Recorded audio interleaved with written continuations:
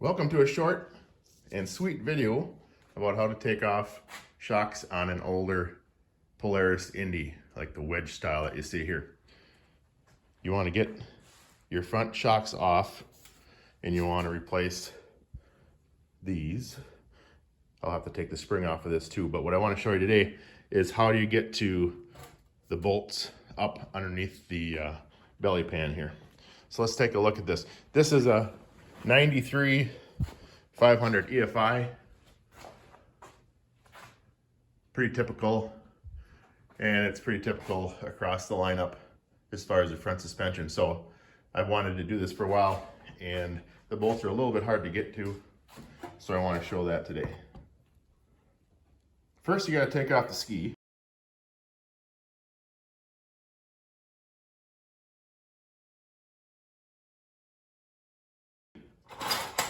And you're going to need some 9/16 wrenches or sockets of your choice. I'm going to end up using just a open end with my impact wrench on this. But first, we got to take out the cotter pin. On these older sleds, they have a cotter pin through here. It's not a stop nut with a nylon insert. It's a castle nut. That one came out pretty easy. I'm gonna set that aside. I'm gonna grab a bucket for all the parts.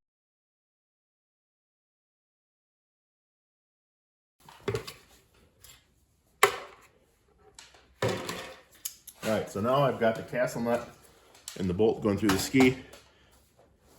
I got my 9/16 ready to go.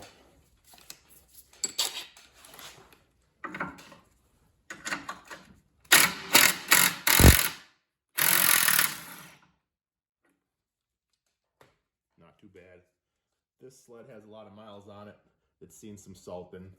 Even that's not too bad. The castle nut's probably gonna get replaced by me with a nylon stop nut, but it's a fine thread bolt. So I gotta go get that.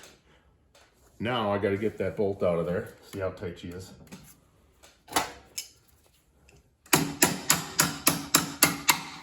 Too bad.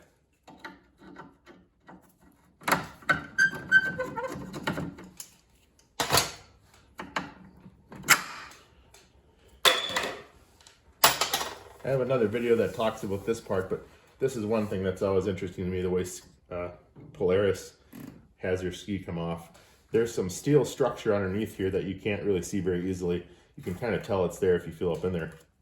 But the rubber bushing that is your dampener sits on top of that. So it's got a rubber part that wants to impede the ski from coming off.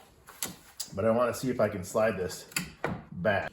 It's kind of something that I suppose it gets a little rusty underneath there. So after I've wiggled this around a little bit, that bushing has freed up.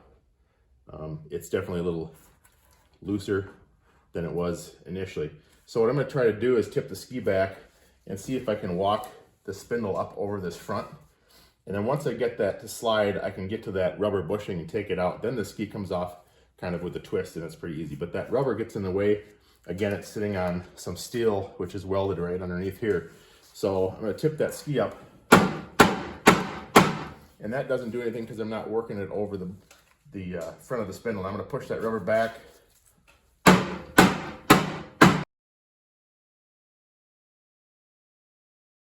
There she goes. I was just using this mallet, giving her some love taps.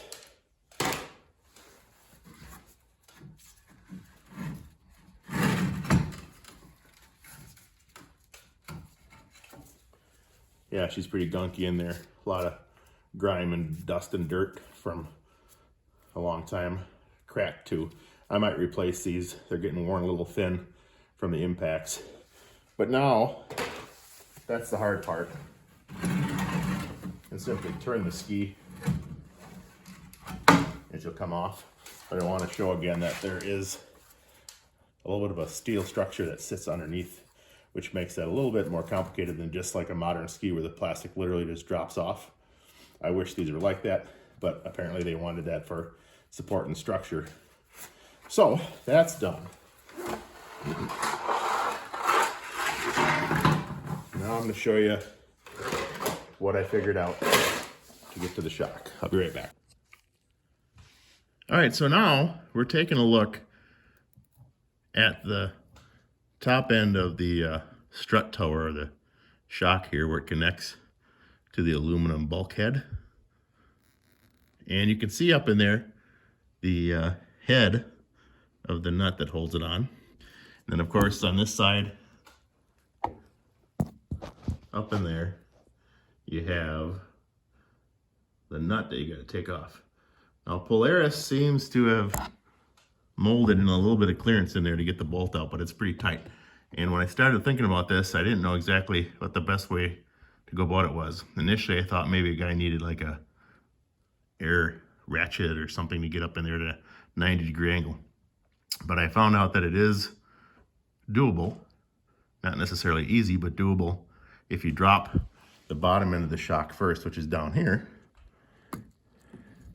So you go hunting for this stuff, and then that gets that upper part with the spring kind of swung out of the way. So I'm going to do that. I can get an impact in behind right on this side. It's a little bit tight, but I can get this one on there. So here we go. All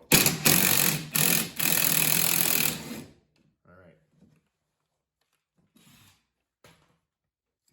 This is a nylon stop nut on these, at least on this sled it is.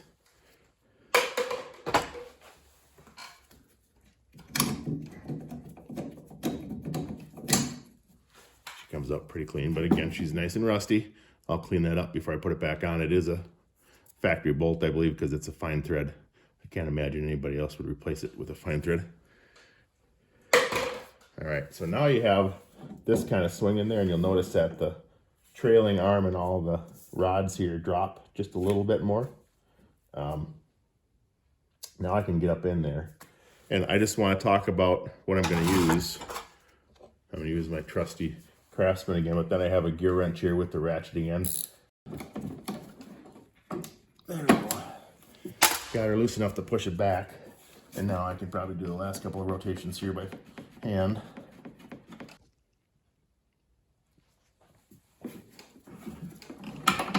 Take the bolt out, it slides out to the back of the sled, and like I said, there's just enough clearance in there in the plastic to get that out, and then out she drops. She was pretty loose.